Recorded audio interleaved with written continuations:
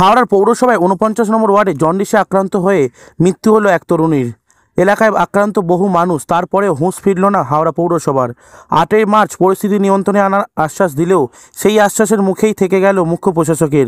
১৪ বছরের সূচনা সামন্তের মৃত্যুর পর খুবই ফুঁসছে হাওড়া পৌরসভার ৪৯ নম্বর ওয়ার্ডে চাষির মাঠ এলাকার মানুষজন। নতুন করে আক্রান্ত আরও বেশ কয়েকজন শিশু। হাওড়া থেকে চন্দন পোলের রিপোর্ট, নিউজ লাইভ হাওড়া।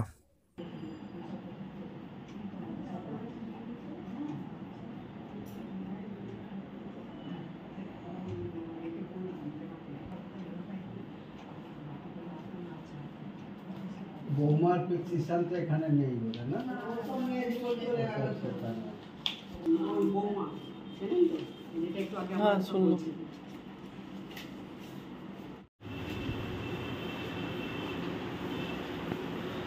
এ তো আর বাচ্চা না যেখানে সেখানে কিনে খাবে।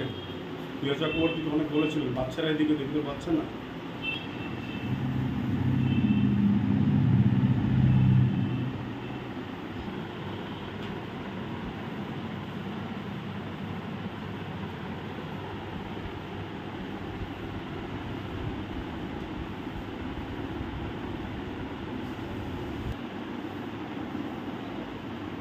চোখটা টাকা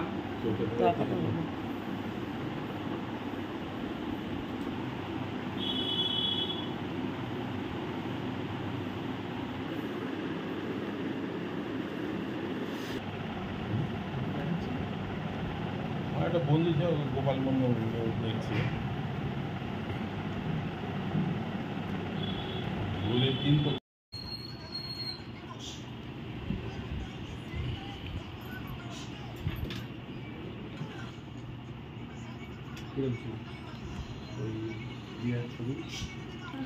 এখানে আছে দিয়ার ছবি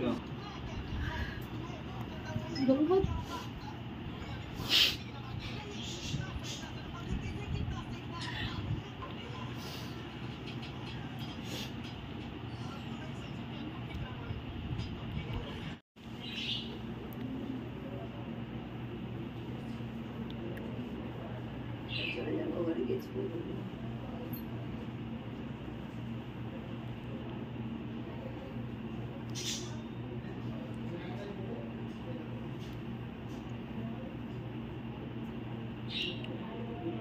এখানে যখন ব্যাপার হয়ে গেছে, একটুখানি বৃষ্টি হলেই ড্রেন শীতকালেও পুরো একদম লেভেল হয়ে থাকে। একটুখানি বৃষ্টি হলেই সঙ্গে সঙ্গে জল ভর্তি হয়ে যায়, গোটা বাড়িতে জল ঢুকে যায়। হ্যাঁ, এইগুলো আমাদের একটু সমস্যার সমাধান করলে ভালো হয়। এগুলো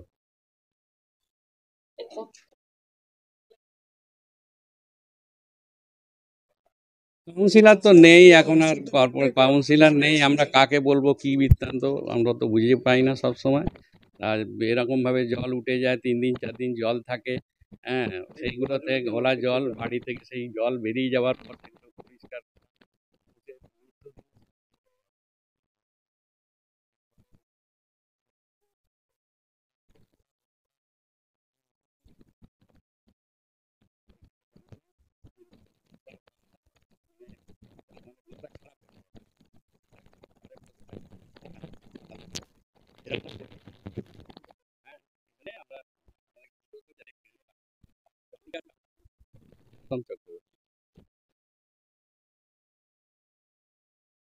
এটা সব কি করলে? এইটা এই তো এইটা এইটা এই যে এই তো এই তো এই তো বুড়ো রবিন এই যে জন্ডিসের রিপোর্ট। এই তো এটা প্রথম দিক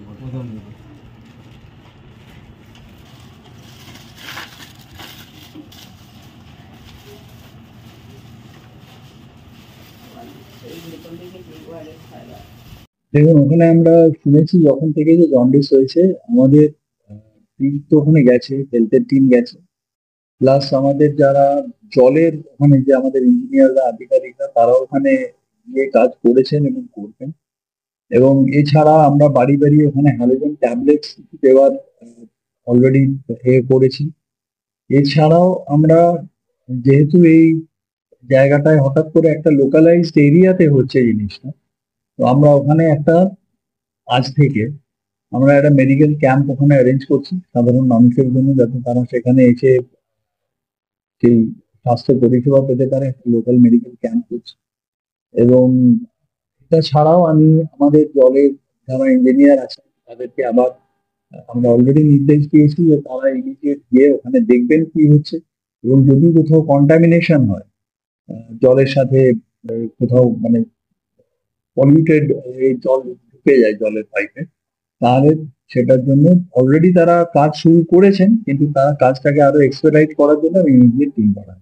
মেডিকেল টিমটা কি আজকেই মেডিকেল টিম আমি অলরেডি বলেছি ওরা আজকে থেকেই ওখানে ক্যাম্প করবে, এবং আমি বলেছি আগামী কয়েকদিন ওখানে পর ক্যাম্প করার জন্য, যাতে সাধারণ মানুষের মধ্যে যে যদি কোনো কোয়ারি থাকে, তারা যদি কোনো ট্রিটমেন্টের জন্য আসেন, তারা যাতে সেই চিকিৎসাটা ক্যাম্প থেকে পেয়ে যায়।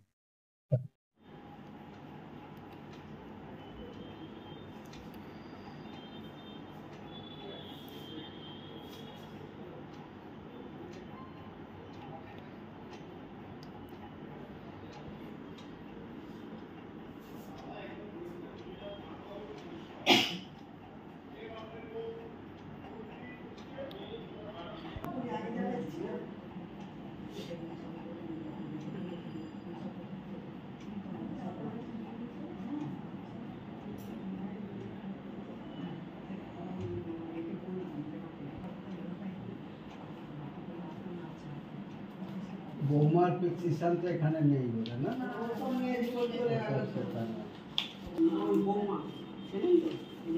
হ্যাঁ শুনলাম।